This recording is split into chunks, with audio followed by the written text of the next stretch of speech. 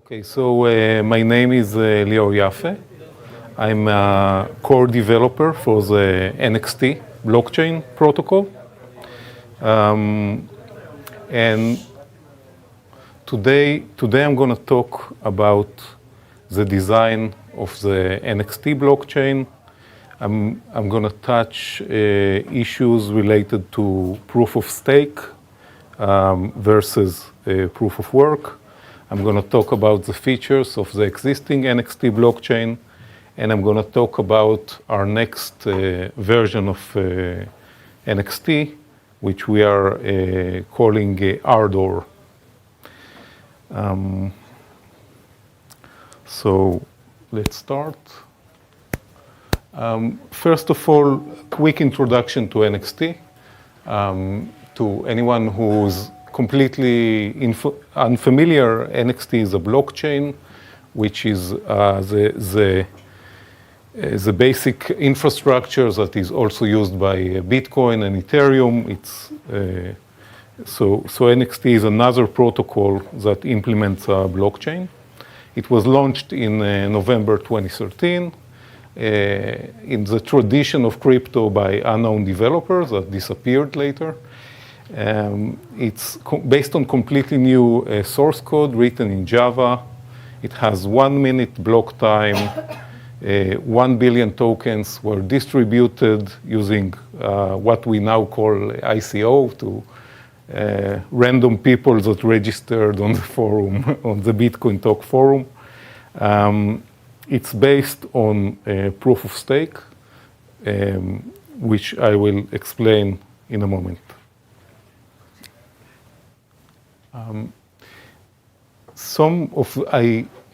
I assume some prior knowledge of Bitcoin, so I'll mainly focus on the differences between NXT and Bitcoin. With regards to accounts in NXT are almost like Bitcoin addresses. There are some subtle differences, which I'll touch later. Transactions, it's the same thing. It's the basic operation that moves tokens from address to address, but also much more. In NXT, every transaction has only single input address and single output address. There is the management is different than Bitcoin. It is not based on UTXO.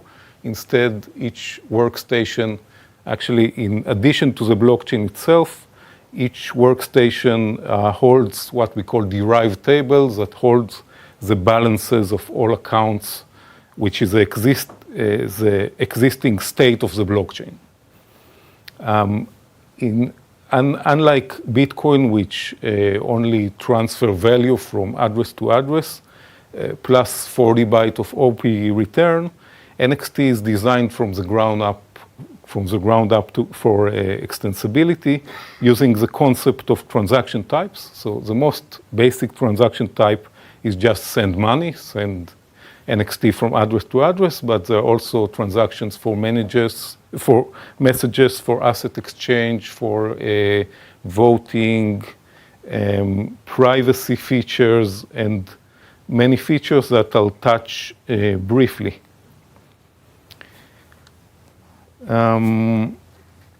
Okay, now one important feature of NXT is the way transaction fees are managed. Transaction fees are mandatory. They are part of the consensus protocol. Since all the NXT were generated at the Genesis block, there is no mining of new NXT. So the only compensation for the NXT miners that we call forgers are the transaction fees. So minimal transaction fees are mandatory. They reward forgers, prevent spamming the blockchain with millions of transactions, and are part of the consensus. It's not like a miner can choose which transaction fees to include. There is minimal fees that are enforced by the protocol. Okay. One concept in NXT which is different than Bitcoin. Bitcoin has a Bitcoin wallet, which is a collection of addresses of Bitcoin. In NXT, there is the concept of brain wallet, which is rather simple. You start with a passphrase, which should be something very difficult to guess, like 50 random characters or 12 random words chosen from dictionary of 50,000. From this, we derive the private key. Let's try, I'll try to use this. Okay, so from this, we derive the private key of the account and the public key, which is protected by 256 bits. Last 8 bytes become the account ID, the numeric ID, which we transform into a Reed-Solomon account, which has error correction. And this is a public NXT address, which always start with NXT dash something. This passphrase must be kept very, very private, because anyone who knows it can spend your NXT. It's also very good not to forget it or lose it. The passphrase is used for transaction signing and for forging, which means to signing new blocks. The NXT comes with its own integrated wallet, which I'll show later. What the wallet does actually, in order to, because the passphrase is so important and so critical to keep it secure, it is never sent out, it never leaves your browser. So when you send transactions, actually what happens is that you send the transactions, we call it local signing. What happens, you send the transaction to the nodes formulate the transaction bytes, send it to you back, you sign the transactions locally, and then submit the signed transaction bytes, so that your passphrase never leaves your workstation, your browser. However, people that holds millions of NXT, sometimes even this is not secure enough for them. So we also provide a technique to sign transactions on a completely offline computer, and only transfer it to the online computer using a QR code or a USB drive, assuming, of course, that your camera is not hacked and someone can read the QR code. But at some point, you can't have enough security. Okay. Another, for forging, for generating new blocks, you also need the passphrase in order to sign the new blocks you generate. And usually you generate the blocks on a workstation that runs 24/7, and you need to keep your passphrase there. So in order not to expose a passphrase of account with millions of NXT, what we do is we have what is called account leasing, where one account, typically a whale with millions of NXT, can lease only the forging balance, only the ability to generate new blocks, to another account, which typically has only very few NXT, and only this smaller account is what exposed to the public node that actually does the forging. Okay? So let's talk a little bit about proof of stake.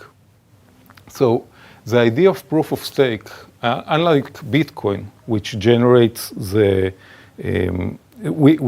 in which the block generation is a competition between miners about solving completely artificial problems that controls the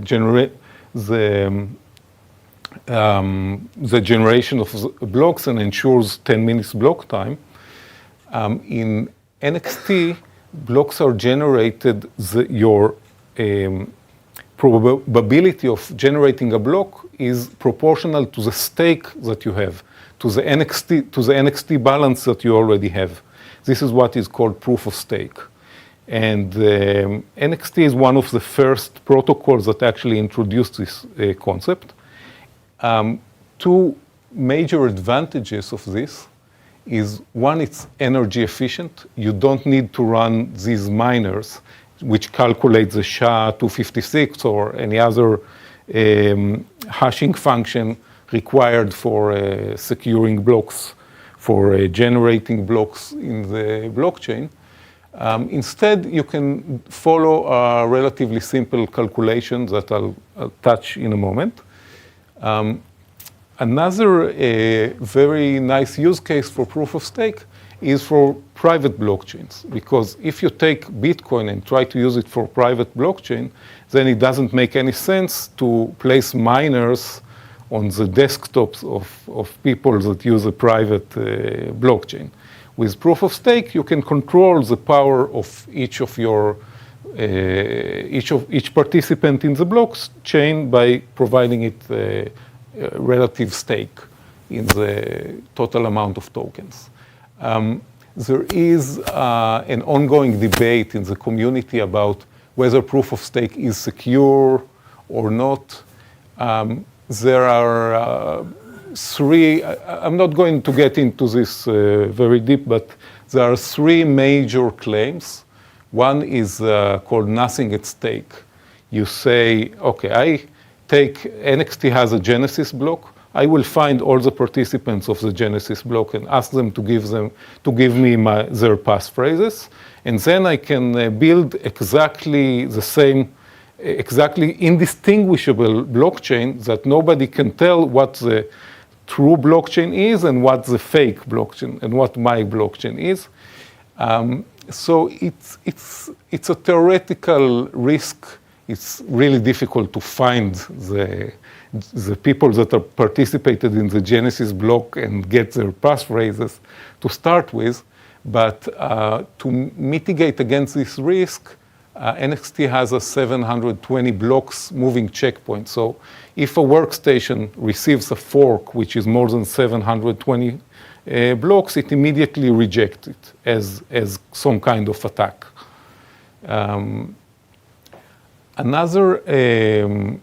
Another typical complaint is that with NXT, because proof of stake does not require a lot of energy, on Bitcoin, if you see two forks and you try to mine both of them, you are practically halving your mining power on each fork. In proof of stake or NXT, because forging is not energy, does not require energy, there is no cost to forge on all forks and try to generate and eventually select the forks that works best for you. It's true. To benefit from this requires a relatively large stake in NXT so that you can generate many blocks proportionally. And currently it's not economical and it's not a real risk to any proof of stake protocol. There is also a claim that I don't really know what to do about it. I mean, how to attack it. It says that consensus requires external resources to burn energy. It's a claim. I'm not sure how to even approach it. It's some kind of academic statement. In practice, this proof of stake works very well. We have very little problems with forks, but to be honest, NXT was never challenged the way Bitcoin has been challenged, with a massive amount of transactions.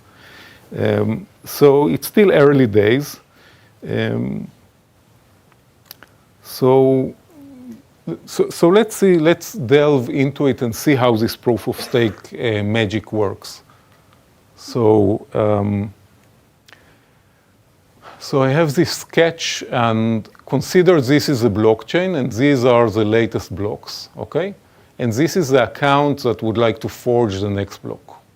So what happens is that each block has a generation signature, which concatenated with a public key of the NXT account, then hash it using SHA-256 to get a value which is pseudo-random value between 0 and 2 powered by 256 minus 1, which we call a hit. It's pseudo-random. Okay? We then take into account the effective balance of the account to provide better chances for accounts with larger stakes.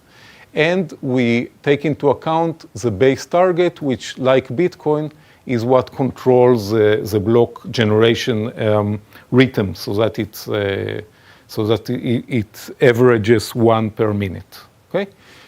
Based on this data, we actually calculate the heat time. The heat time tells us at which time this account can forge the next block given this previous block. Okay? And again, now there is a race between all the forgers of the NXT, and the one with a smaller heat time is the one that actually gets to forge the next block. The next block includes the unconfirmed transactions that propagated through the network so far.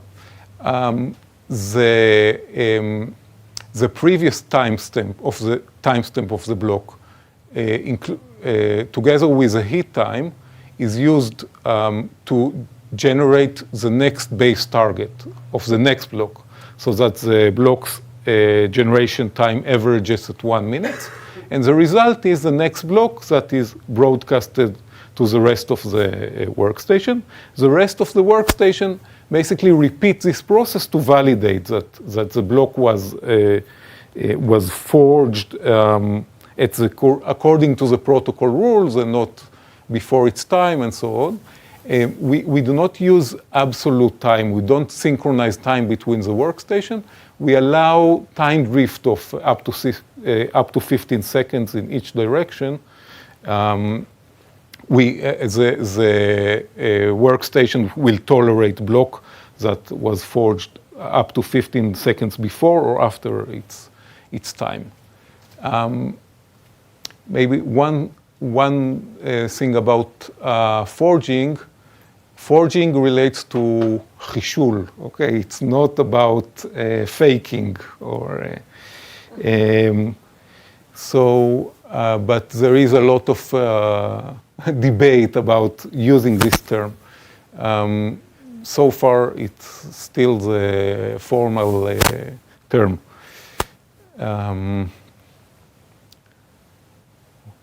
Okay.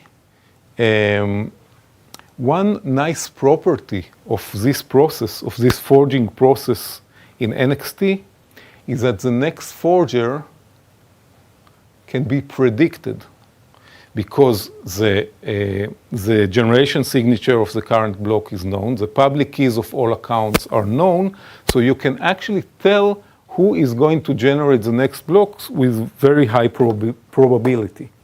And I like to, let me try to show you. Okay, you see, we have this block explorer, and you see in this list that this account, okay, I'll use okay, this account is about to forge the next block in 64 seconds.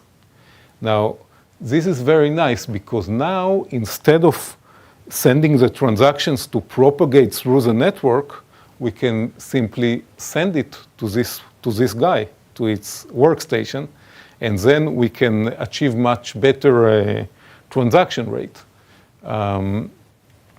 So what we call this process, we call it transparent forging. In the early days, it was one of the big selling points of NXT.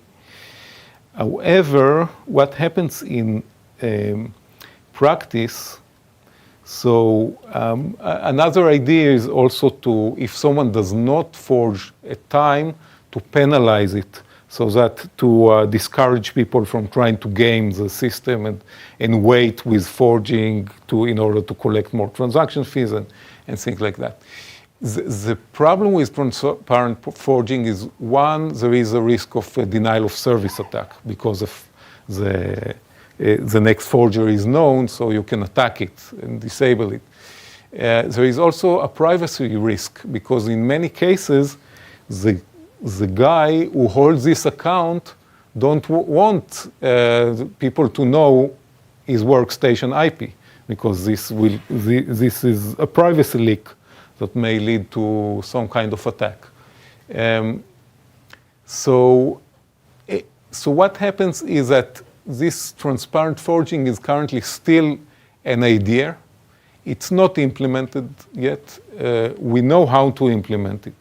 There is really no need, to implement it right now, because we don't have a problem with thousands of transactions per second.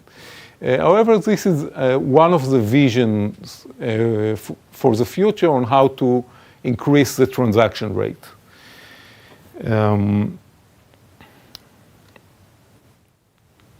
So just to, as a gimmick, to show you how people are forging NXT without spending any energy. You have here, you see some guy placed here an Odroid. It's like a $60 workstation. Raspberry Pi, a little bit better than Raspberry Pi. A solar panel and a wireless router. And that's all you need. Here you run Java. On top of Java, you install NXT, and you can forge without wasting any energy. However, typically most people, what they do is they rent a VPS, a Linux workstation at Amazon, Microsoft, DigitalOcean, or something like that, pay $10 a month and leave it running forever. Okay, there is no problem with arms. There is no arms race between the forgers on wasting more energy. So one of the nicest things about proof of stake is that it's very energy efficient.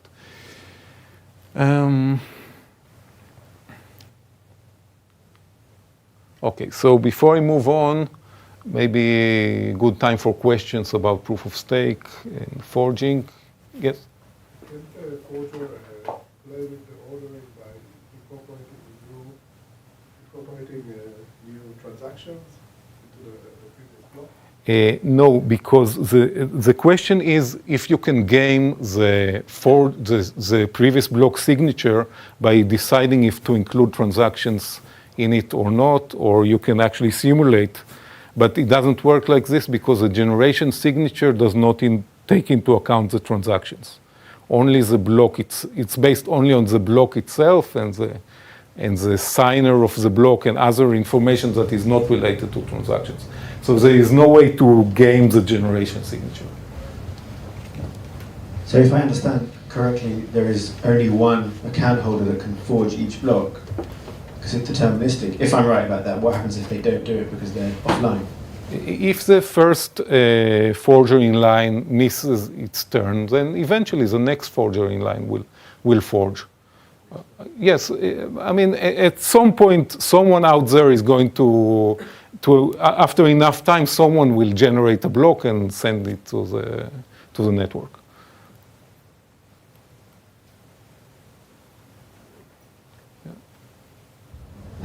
What is the current market cap of NXT?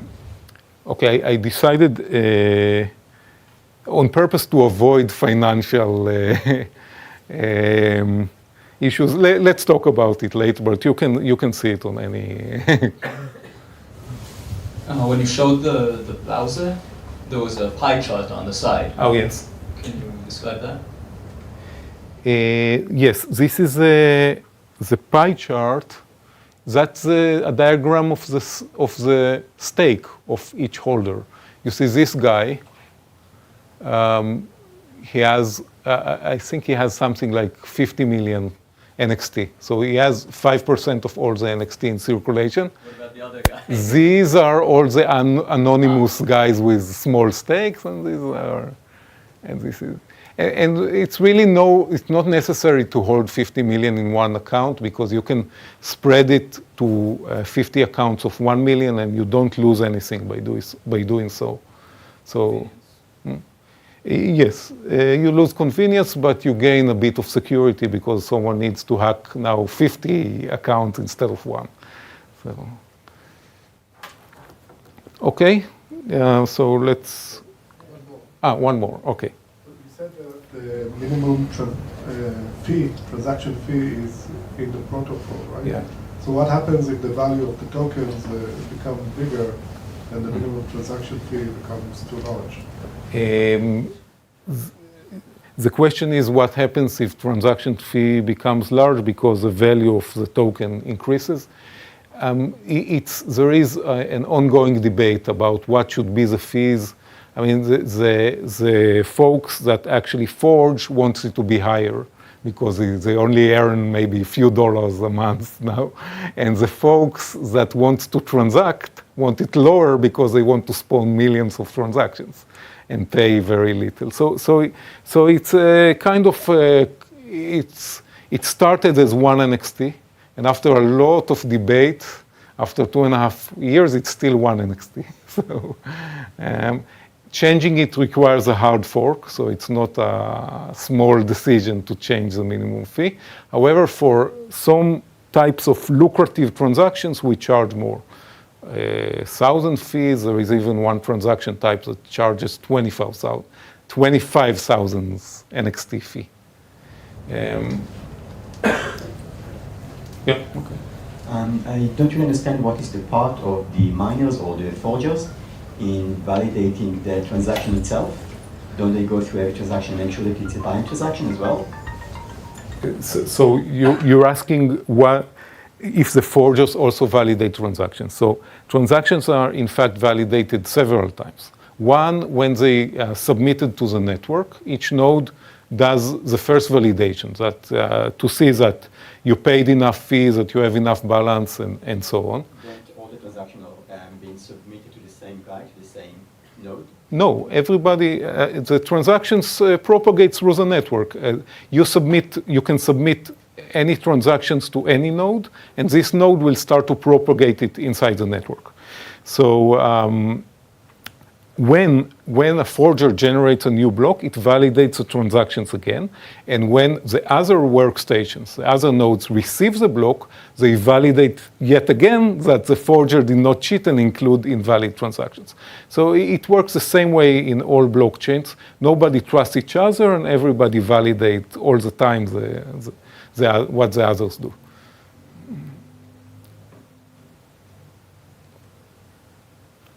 Okay. So, so let's talk a little bit about the transaction types and what you can do with Next.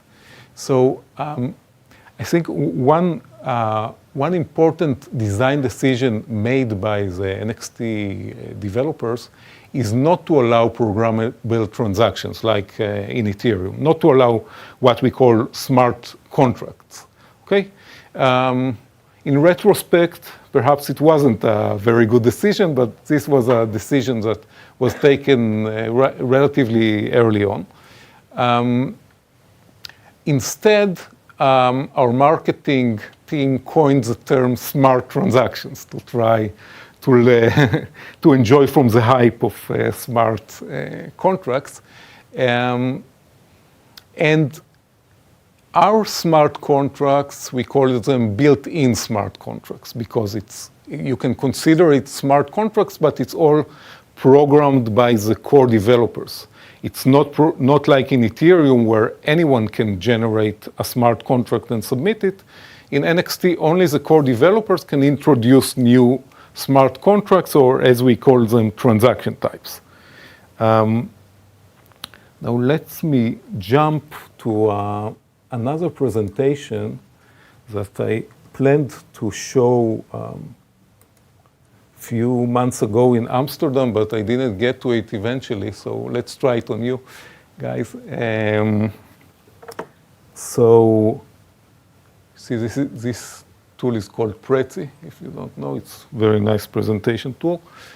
So really what we have, the types of smart transactions that we already have programmed into NXT are, for example, messages, that, for example, just to give you a sense of the depths of the implementation of messages in NXT. So basically, message is data shared between accounts. It can be encrypted or it can be plain text. Messages can be attached to other transactions. Like think about the 40 bytes you have in OP return, but real message that can be encrypted or non-encrypted. Another important property, this dead, okay, I think. One important property is that messages can be prunable. What this means that you can send rather large messages, even up to 42K in size. However, the message itself is not saved into the blockchain. Only the hash of the message is saved into the blockchain. And what this means is that the message after predefined time period, the message is pruned. Pruned is like ligzor, okay? So the message itself no longer exists in the blockchain, only the proof that this message existed. However, if you still like to see this message, you can set up what we call archival nodes that still keep all the data, okay, and never actually prune the data.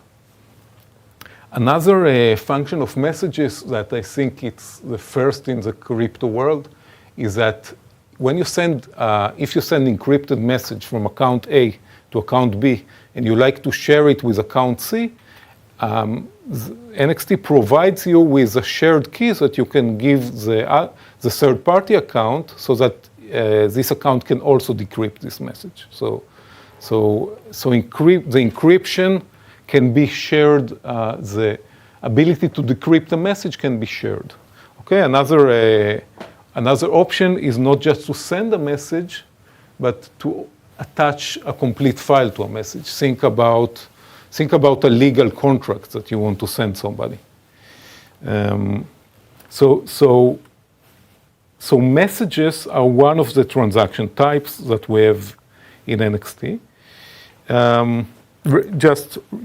I wanted to emphasize about prunable messages because we'll get to this later because we want to leverage it much more now. So the message is not on the blockchain. After 14 days, the message is pruned. Only the message hash remains, and archival nodes can recover the message. Okay. So I'm not going to go over the. Yes. No. So I'm not going to tire you with all the transaction types. Just quickly go over the main. Let's call it smart things you can do. You can set account properties. You can set, one account can set properties on other accounts. This can be used for grouping account, whitelisting, just saving information about specific accounts.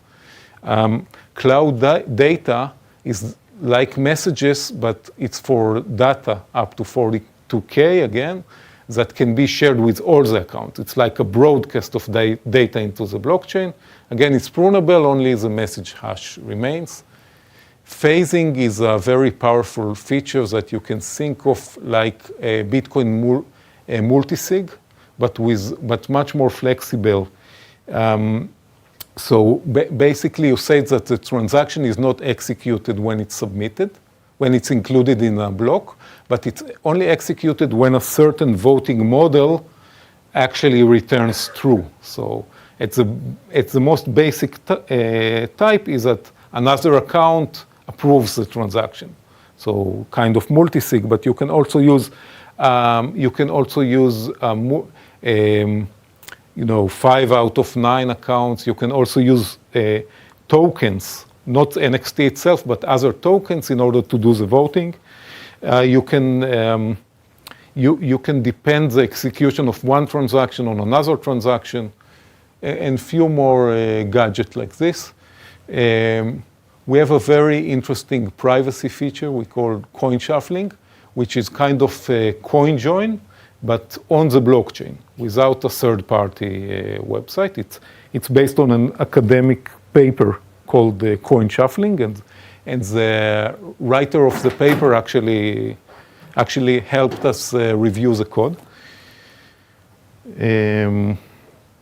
So we do not provide the ultimate flexibility of deploying a programmable contract to the blockchain, but we provide building blocks that lets you do many interesting functions.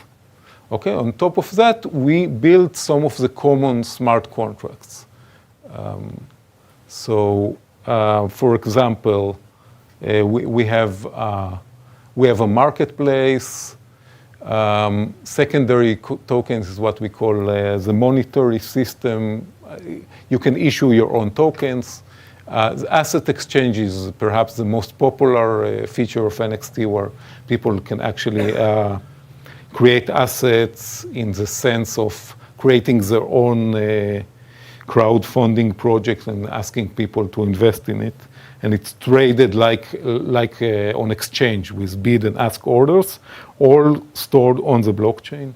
Do you have projects already? So we have on the asset exchange we have hundreds of assets. Which one is the most popular?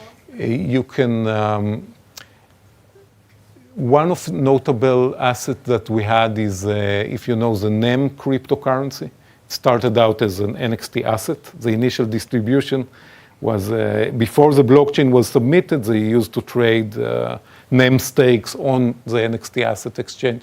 Same is Saya. If you know the Saya blockchain, it was also many scam assets.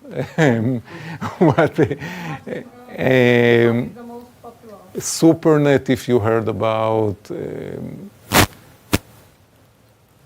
you can go and check. Are they traded on the CoinMarketCap? Can I see? Yes, some of the assets are traded on the CoinMarketCap. Voting is another very interesting feature.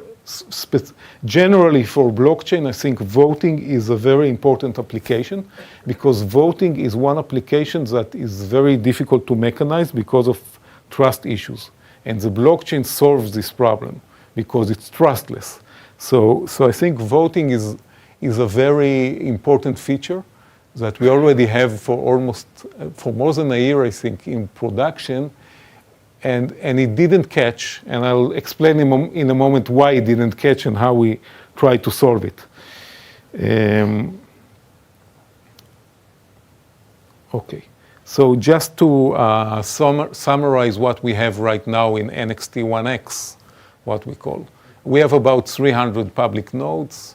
We have over 2 million transactions executed.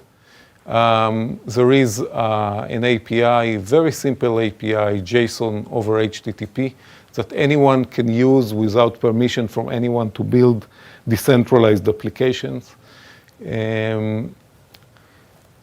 Demo, let's do a small demo.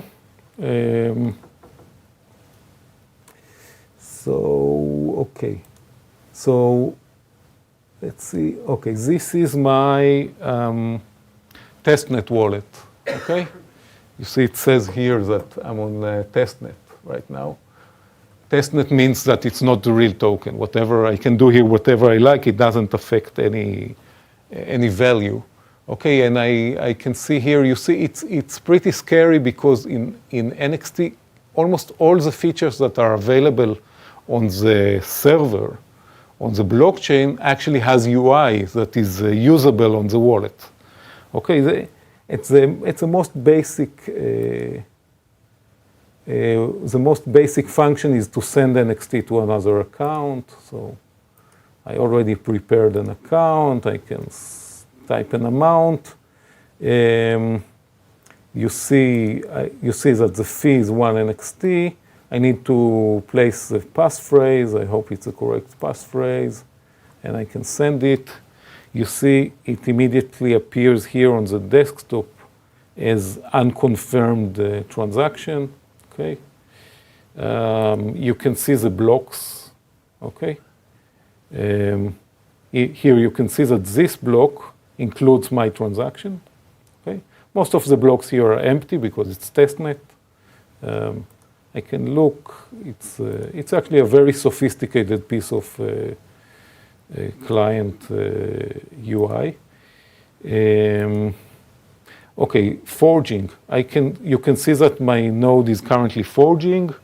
This is a balance that it's forging with.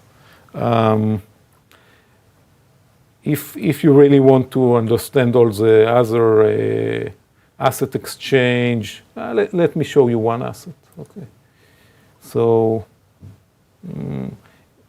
you can see here that this is an asset, Anna B. You can see that there are buy orders which says I want to buy 8 pieces at 12 NXT a piece. I can submit, so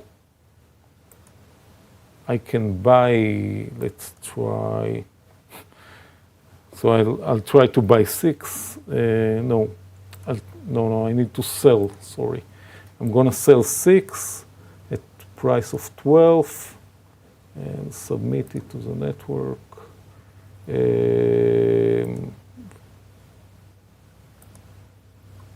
Okay, so now you see that it shows like this because this is an unconfirmed transaction. It still propagates through the network. Once there is a block, once a block comes, this line should disappear, and here the quantity should be reduced to 6, just as you trade on Polonix or wherever you like to trade your altcoins.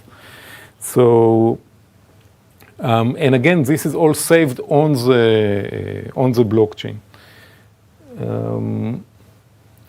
Okay, another feature I like is that we have inside the wallet, we have integration with Shapeshift. So you can actually buy and sell next, trade it with other altcoins from within the wallet user interface.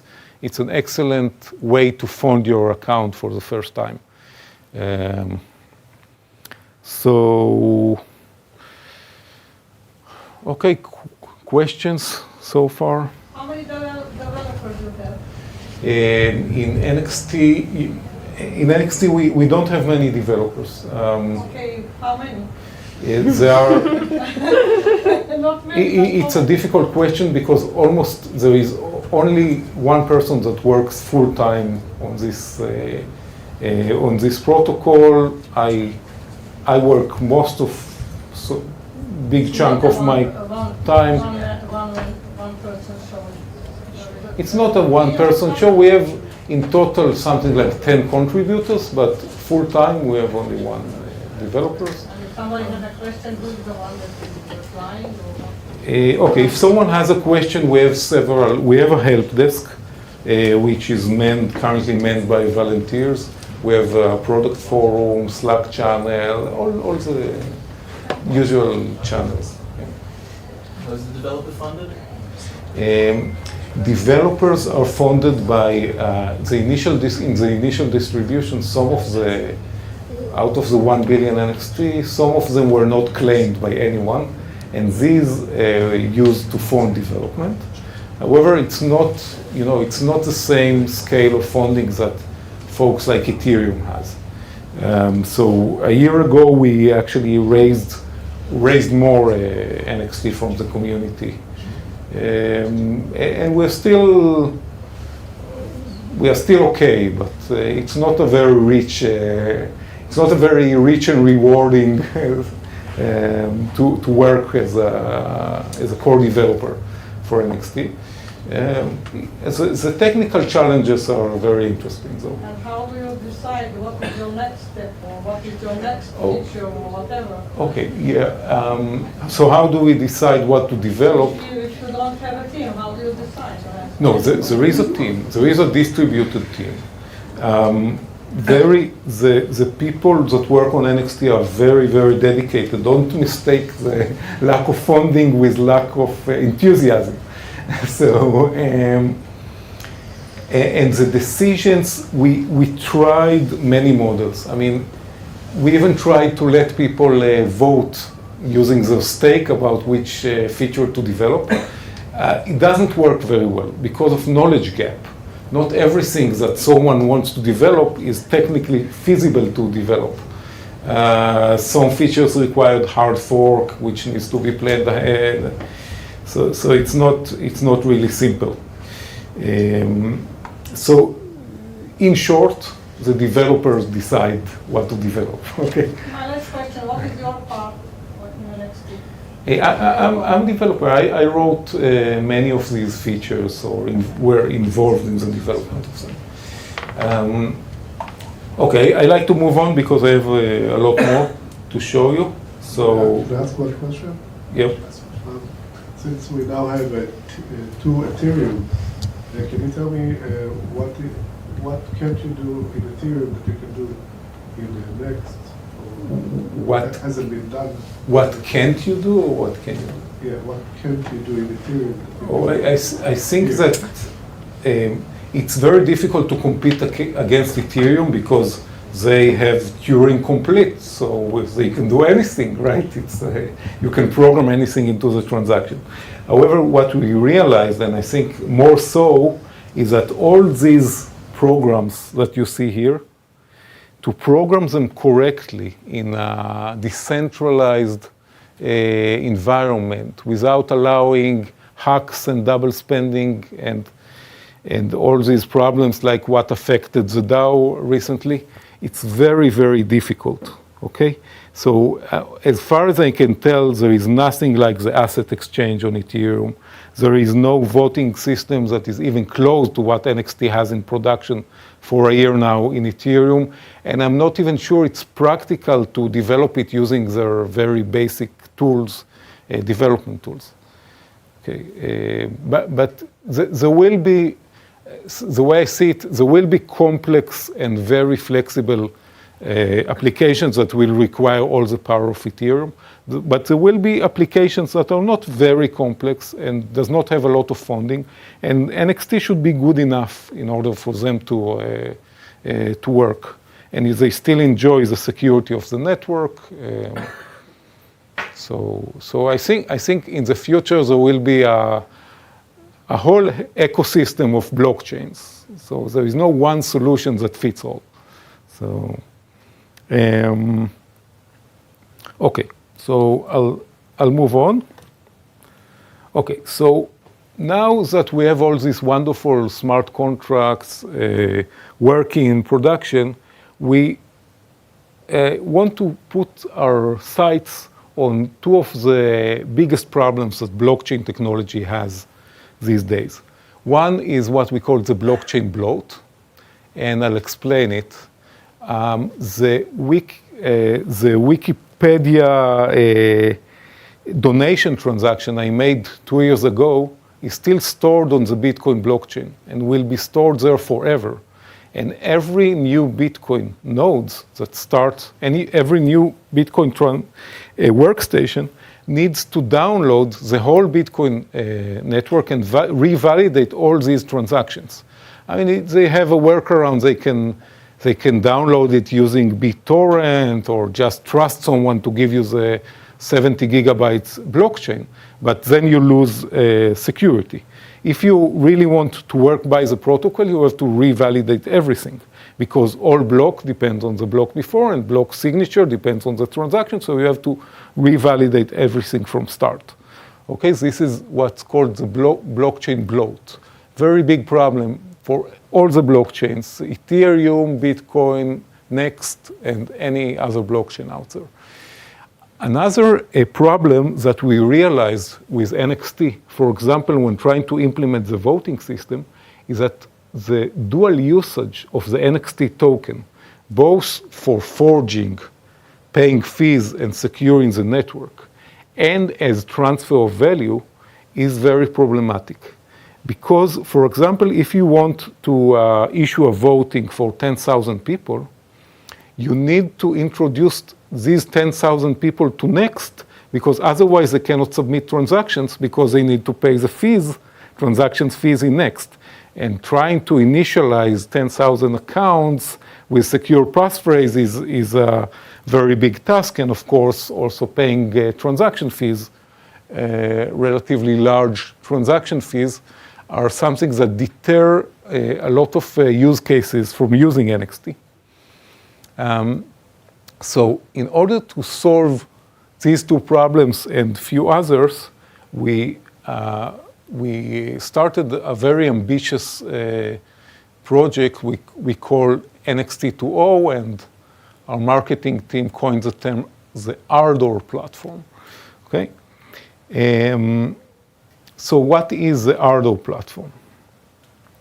So the idea is to separate the security, the token used for security, the blockchain used for security, from the operation blockchain that actually manages the operational the transaction, like voting, asset exchange, messages, and so on. So the idea is that you'll have the Ardor blockchain, one blockchain to rule them all, and it's only, the Ardor blockchain is only used for forging and securing the network. The only transactions stored on the Ardor blockchain are transactions that affect the NXT balance of the forgers. Okay, it can be typically send money transactions, and for the Ardor transactions we save the full history. However, for the operational applications, we allow to spawn child blockchains. And don't think, if anyone is familiar with sidechains, with a Bitcoin sidechain, it's completely different concept, so don't get confused. The idea is that every blockchain, or at least non-empty block in an operational chain, will propagate as transaction into the main chain, into the Ardor chain. Okay? And what we gain by this is that the operational chains can be pruned. Remember message pruning? We will now be able to also prune the blockchain itself. We will only, for the operational chains, we will only keep 24 hours of blocks for each one of them. And we can have many of them. We can have one for that some business pegged to the US dollar. We can have one that designates as tokens for online game, to track social networks likes. I'm talking about real use cases that people come to us with. For mayor elections, voting, for concert tickets, okay? So that you don't need to pay a third party to sell the tickets. So all these blockchains will be pruned. They will only save their current states, their account balances, and a little bit of history. Okay? All chains will use the same source code. It's not like side chains that that are experimental chains, and I'm not exactly sure how in Bitcoin it's supposed to work even. And all chains are maintained by all nodes. Accounts, the accounts we talked about with the passphrase will be global. So for your same passphrase can be used on the main chain for forging and on all the operational chains.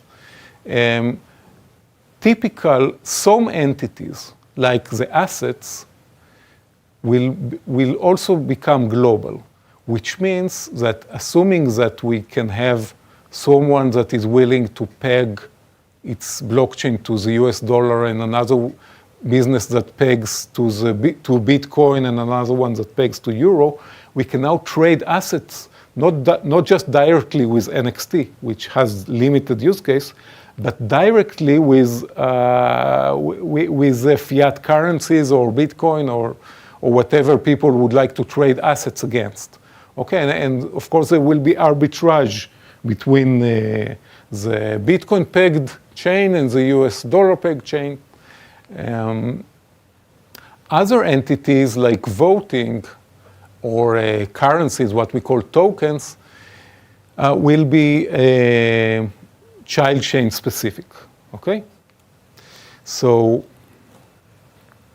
it's I I think it's quite a radical idea that I haven't seen anyone else working on something like this. And I'll try to clarify what it means by let's think together how a new node will join this type of operation. So a new node that starts will, of course, need to download the whole Ardor blockchain, the main chain, because this chain is required for verifying the forging operations, the forging balances. However, this will only have a fraction of the transactions that are currently on the network, because only the transactions that directly affect balances will be there, and transaction per block, which hopefully blocks, if blocks are full, then it's a ratio of maybe 1 to 100, or, I mean, think about Bitcoin that has hundreds transactions in a block. So we reduce transaction by a factor of possibly 100 by this design. However, from the operational blockchain, all this new node will have to get is a snapshot of the current balances for a certain block. And from this block, the remaining of the blocks that passed since, in any case, no more than 24 hours of blocks. So it allows you to synchronize a new node much faster. So the child chains are prunable. Forging is only on the main chain. Okay. Child chains has their own token, and we have a mechanism to exchange it into the Ardor. The Ardor token is a token that's used for forging. The idea is that there will be a new role called bundlers. Okay, what the bundlers will do, they will take child chain blocks and will bundle them into main chain transactions. Thereby, they will receive the fees in the child chain token and pay the fee in the Ardor token, in the main chain token, thus basically establishing an exchange rate between the child chain token and the main chain token. So this is what's supposed to give the child chain token value. In addition, it has an advantage that whoever deals with the child chain token no longer need to worry about the main chain token, about the forging process. So now you can have applications of voting that does not even care that they run on the NXT network. The only one who needs to care is the bundler, which can be the manager of the elections, for example, or the business that does the pegging to US dollar. Okay, and this business will have to make sure that the transactions from the child chain, the blocks from the child chain, become transactions on the main chain. Okay, so some of the entities like assets and accounts will become global. Some will become child chain specific. You said that all the nodes are verifying all the transactions in the side chains, right? Yes.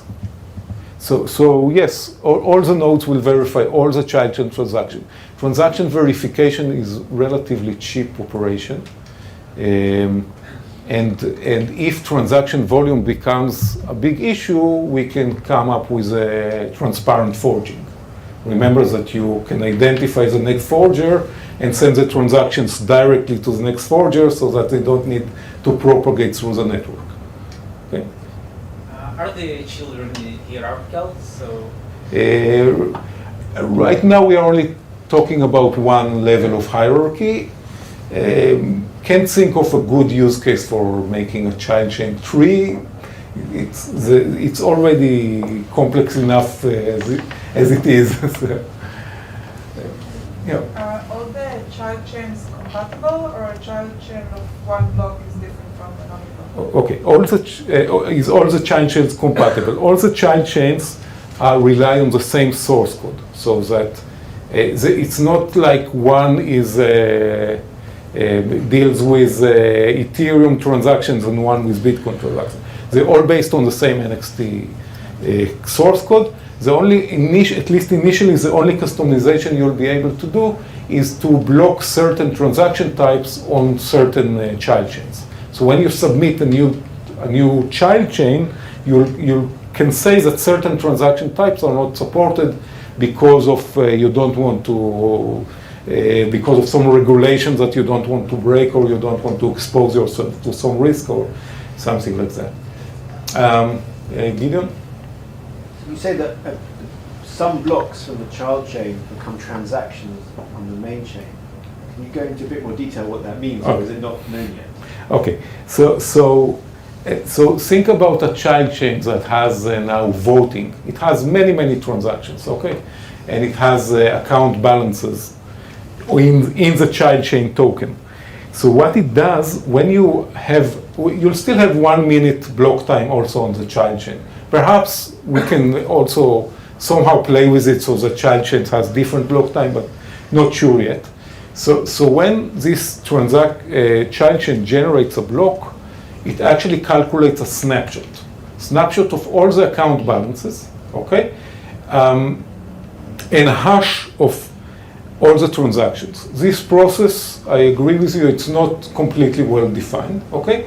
What will be stored in the transactions submitted to the main chain will be only a hash that allows other workstation to repeat this calculation and verify that, because all nodes has the same state all the time, and all nodes can verify all the transactions. All nodes see all the transactions. All nodes will be able to play back this calculation and verify that the hash that's submitted in this child chain block transaction actually matches the correct state at the time of submission. So it's very similar to people that talk about putting a hash of a separate blockchain into Bitcoin op return. It's a similar kind of idea. I guess it's similar to the op return. Yeah. How do you prevent the spamming in the sidechain? Okay. How do you prevent spamming on the sidechains? Spamming on the sidechains is less of a problem because what really matters is the main chain. The child chain, remember, only saves 24 hours history and the account balances. Okay? So you can spam it as much as you like. There is a limit of how much spam will be stored because there will still be a limit of transactions per block. And so it will still be manageable even if the fees on the child chains are very small or even non-existent or even zero fees completely. But you can run out of bandwidth. Yes. Okay, so bandwidth, again, you're right that bandwidth could be an issue. We think that it's an issue that we'll be able to handle differently. Okay, so you're right, space will be less of a problem, but bandwidth could still be an issue. Let's see what I have next. Okay. I see many looking at its watch. Okay, so regarding roadmap, there is, we intend to go live with this NXT 2.0 design in about a year from now. You'll have to understand it's a major refactoring of everything because everything in NXT right now assumes a single blockchain. Statically assumes one Genesis block, that each account always belongs to one blockchain, asset belongs to one blockchain. So it's almost a complete rewrite of the code. So it's a very large and ambitious project. Currently our goal is to go live at next year. However, meanwhile, we started with the distribution of the Ardor token, because the Ardor token is what will enable forging on the main chain of the NXT 2.0 design. So it has to be distributed, has to have very good distribution. Otherwise, we'll have the same problems that we had in the past with NXT that people claim that it's not fair how the distribution went to people that registered on some forum at some time. So what we do, we actually, when we released version 1.9, we actually started distribution of the Ardor as an asset on the NXT blockchain, on the NXT 1x blockchain. So now we have 3 months until, this is not completely accurate what it's written here. We have 3 months where the Ardor token is distributed to existing NXT holders. So all you need in order to have the Ardor token is to have NXT in your balance, okay? So, and every hour we calculate a snapshot of the NXT balances and count the Ardor tokens that at this time, at the end, it's going to be block 1 million. There's going to be automatic distribution of the Ardor to the accounts according to the NXT balances, but not, of course, as a new blockchain, because the new blockchain will be ready only next year, but as an asset on the NXT 1.0 blockchain. Remember, we have assets, so you'll now have Ardor asset. Once you have Ardor asset, it will be traded. You can trade it on NXT. If Poloniex or anyone else wants to implement trading, it's also possible that it will be traded globally. Later when NXT 2.0 goes live, it's likely to go live with only 1 child chain in the beginning, okay? And this child chain will be distributed again, this time on the, based on the NXT balances at this time, okay? So we try hard to give people incentive to keep their NXTs and not to dump them, because when you keep NXT, you get the Ardor token now over the next 3 months, and you'll also get the operational token of the first child chain. Okay. Later, we think that at this time we still won't have the option to create new child chains. It will come later. So when you'll be able to create new child chains, then you'll have the multiple tokens ecosystem that I talked about.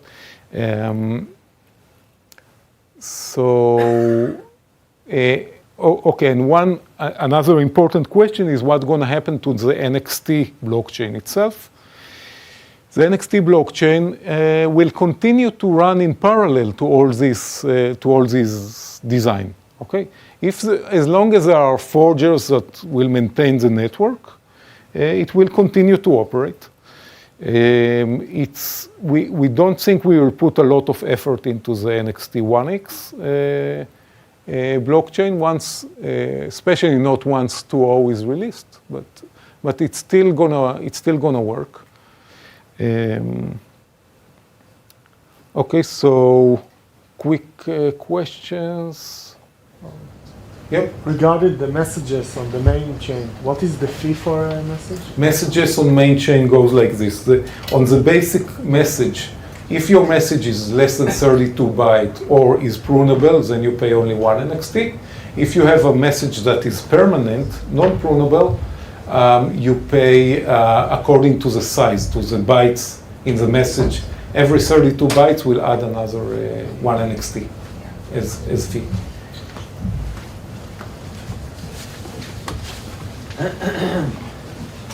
So the snapshot for the child chain token, the FNX, yeah, that's going to be a snapshot of a specific time, or is it also going to be averaged out over a period of time, like the Ardor? Okay, there is no firm decision about this, because first and foremost, we don't want to get into legal problem with anyone, with any securities agency or anything. So we have to be very careful not to just violate some laws or something like this.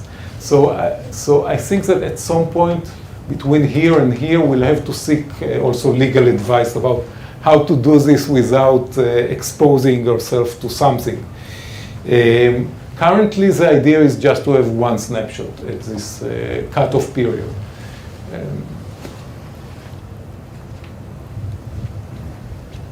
Is there an organization or something like that that holds the project running? I mean, is it a company? You're talking about marketing. Who is funding? Who is leading the marketing team? Okay, so who is funding Etc. and leading NXT? So there is an entity called the NXT Foundation, which is today is only it's a non-profit organization, mostly financed by the existing NXT holders, and they are doing most of the marketing. Some people do simply volunteer. Some people has large stake in NXT, so they have incentive to promote it. So no clear-cut answer to who finance. Sometimes I'm even surprised.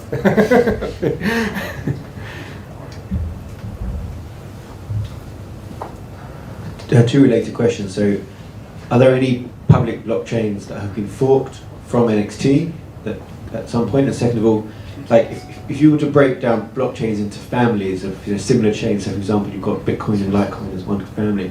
What other chains would you say are in the NXT family in terms of kind of the architecture and philosophy of design? Okay. So first question is, was NXT forked to other blockchains? It was forked many times, dozens of times. Most of these forks did not succeed well. However, some blockchains that were inspired by NXT, not really forked, are doing well. For example, NEM is one of them. There are other guys, I think. MLcoin? Maybe, I don't know. NEM is the... I think NEM is not a clone, but it's a team from a renegade team from NXT. That's it. And what was it? Your second? Okay. So and in fact, it became such a problem that people used to fork NXT before we even released generally available version. It was already forked and hyped by someone else that claimed better distribution or something like this.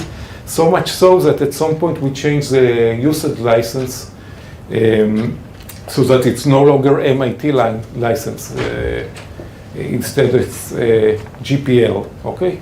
So what it means that if you fork NXT, you have to release your source code to the public, or you'll have to obtain a commercial license. That's also perhaps a good measure to benefit from private chains. So that if someone creates a private chain based on NXT, they will have to seek license from the NXT developers.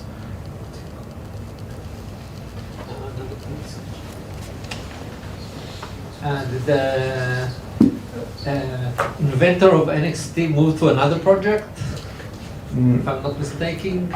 Okay. Inventor of NXT is a guy known as BC Next.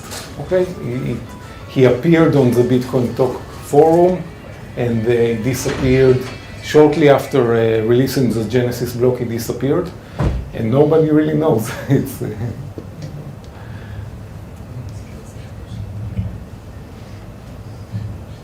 I remember some story about a large theft of NXT like a couple of years ago. What attacks or thefts have there been on the network? Okay, yeah. So that's another interesting story. We call it, especially. I'm okay, man. Yeah. So especially in light of the recent events with Ethereum, there was a hack on one of the exchanges Chinese exchange called Beater. That one of the biggest exchanges, and 50 million NXT were stolen, 5% of all NXT in circulation. So then started a process that is very similar to what happened with the DAO, where people argues that we need to reverse this transaction. It was only one transaction that stole the whole wallet of Beater into the hacker's account. What happens with NXT? First of all, we didn't have time, because with Ethereum, there was a whole month to decide what to do. With NXT, you have to decide within 720 blocks which is half a day. You have to decide what to do, and it's simply not, even if you want to hard fork a network of 300 nodes, it's not enough, okay? So it's not enough time to implement this. So the hack was, it went through, someone talked with a hacker, he returned some of the frauds. I'm not exactly sure how this ended, but there was no hard fork. What did happen is that the developers did prepare another version where this transaction did not occur, and ask the community if they want to move to this version or not. So it's very simple to what the Ethereum developers did, maybe minus that the NXT developers did not state their position, like the Ethereum developers that were very pro the hard fork. So I think that may be a point where Ethereum made a mistake, that they did not say, there was a hack, it's not our fault, it was a bug in the DAO. You decide. We give the miner options, the miner needs to decide. In Ethereum, they become too emotionally involved, I think, in this decision.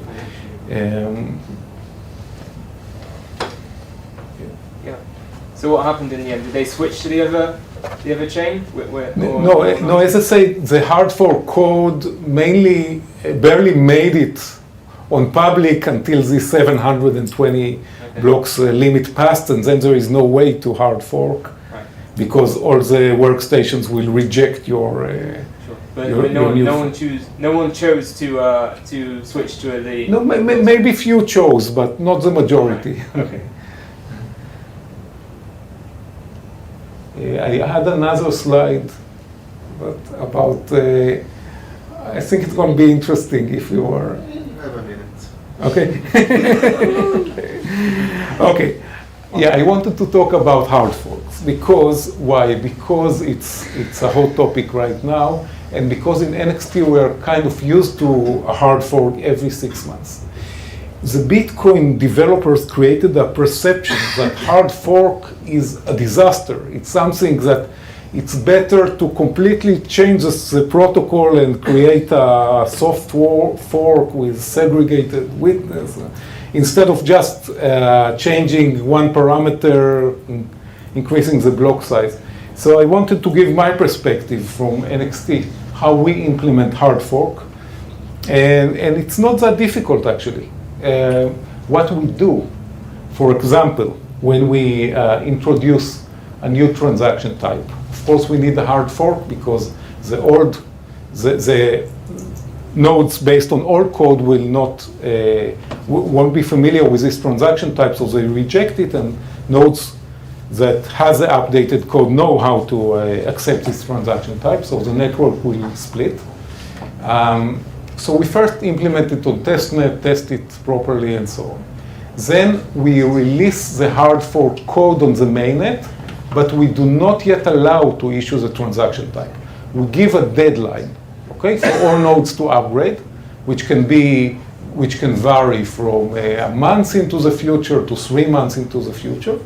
And whoever does not upgrade in this time frame, tough luck, they are left on a fork of the old version, and eventually they get convinced that they are on an old version and they upgrade.